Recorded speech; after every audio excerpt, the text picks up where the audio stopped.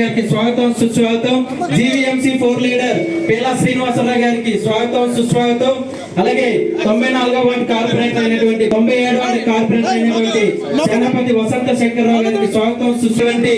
Pendurthi Anakapalli parliament అభ్యర్థి అయినటువంటి incharge గారు శ్రీనివాస్ గారికి స్వాగతం సుస్వాగతం. అలాగే మాజీ జడ్పీటీసీ రెడ్డి నారాయణరావు గారికి, పెందుర్తి బీజేపీ ఇన్ఛార్జ్ అయినటువంటి గుర్ల రమణారెడ్డి గారికి, అలాగే పైలట్ జగన్నాథం గారికి, నీలబాబు గారికి స్వాగతం సుస్వాగతం. అలాగే 97వ వార్డు అధ్యక్షులు సోమశేఖర్ నాయుడు గారికి స్వాగతం సుస్వాగతం. అలాగే మాజీ ఎంపీపీ సభవరం మాజీ ఎంపీపీ గండి దేవుడు బాబు గారికి స్వాగతం సుస్వాగతం. ఈ రోజు 42 సంవత్సరాలు అవుతుంది పార్టీ స్థాపించి.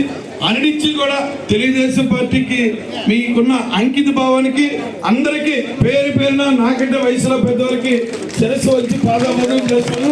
అలాగే మీ అందరికీ మరొక ముఖ్య విజ్ఞప్తి, ఎవరు నాకు కొత్త వాళ్ళు కాదు, మనందరం కలిసి పనిచేసిన వాళ్ళమే.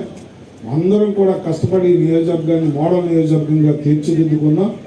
ఎంపీ గారు గుర్తు కమలం గుర్తును కూడా ప్రజల్లోకి మీరు తీసుకెళ్ళాలి.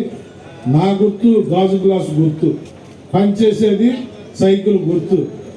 అందుకని జనాల్లోకి వెళ్ళాల్సింది. బీజేపీ మీ మీద ఒక 80-90% ఆధారపడితే 70%, 75% మేము ఆధారపడాలి. అంటే మా ఇద్దరి గెలుపుకి కర్మ కర్త క్రియ తెలుగుదేశమే అవుతుంది. మీ ఆశీర్వాదం ఉంటేనే మేము ఇద్దరం ఒక మెట్టు పైకి వెళ్తాం. ఒక్కసారి ఆయనకి నాకు ఓటేసే 5 సంవత్సరాలు నీకు సేవ చేసే భాగ్యాన్ని మా ఇద్దరికి కలిగించమని చెప్పి నేను కోరుకుంటూ, రమేష్ అన్న చాలా విశాఖపట్నం కొద్దిగా డెవలప్ అయింది, అది ఆటోమేటిక్గా డెవలప్ అవుతుంది. చంద్రబాబు నాయుడు గారు ముఖ్యమంత్రి అవుతున్నాడు కాబట్టి ఏమాత్రం అనుమానం లేదు, విశాఖపట్నం డెవలప్ అవుతుంది. అనకాపల్లిలో యువత చాలా ఎక్కువగా ఉంది.